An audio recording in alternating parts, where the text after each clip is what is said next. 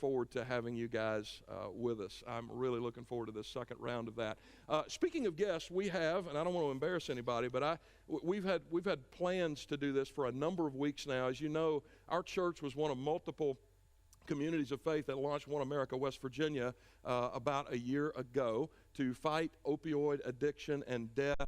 And our Christian brothers and sisters are not the only ones who have an interest in that and who want to help. And so from the D.C. area today, we have some wonderful friends who've been helping us tangibly and in other ways ever since this started. Our Jewish friends from Adas Israel Synagogue in Northwest D.C. and our Muslim neighbors from All Dulles Area Muslim Society. Would you help me just welcome them to Covenant this morning?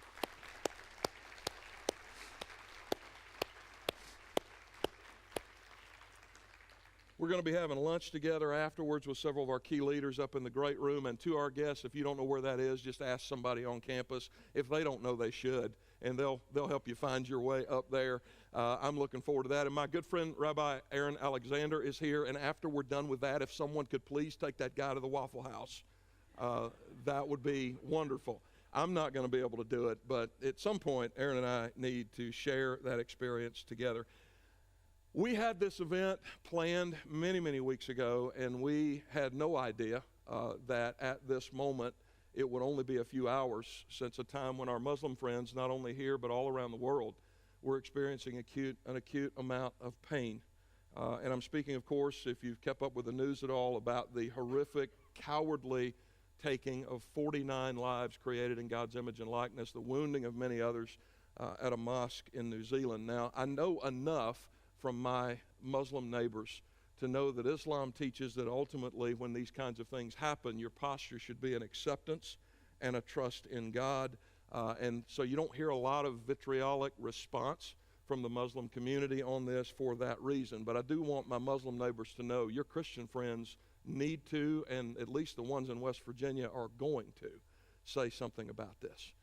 This was an absolutely cowardly act that was antichrist. And if you're Christian listening to me, you really just need to understand your faith in that way. If you're wondering how Christian theology fleshes itself out in this way, it's actually quite simple. The simplest way I can put it in a nutshell, Christians believe that we have one and only one enemy. His name is Satan. We believe that everybody else is somebody that Jesus died to save, and they need to be treated that way. And when there is an act of violence or hatred against anyone, whether it be a mosque in New Zealand or a synagogue in Pittsburgh or even our own brothers and sisters in a place like Charleston, South Carolina, it is our duty to call that out for what it is, to tell people that it is wrong, to advocate for a world where that doesn't exist anymore. And I think the best way you can do that is by inviting your neighbors in to come to a service like this with you. And we've been as well already, many of our people, to the synagogue and to the mosque, getting to know each other, coming to love each other, seeing our common humanity. But if you're a Muslim this morning, let me just tell you how profoundly sorry I am for what has happened.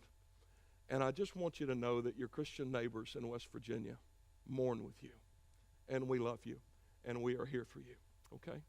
And God bless you. Thank you for being here today. Now, turning from that,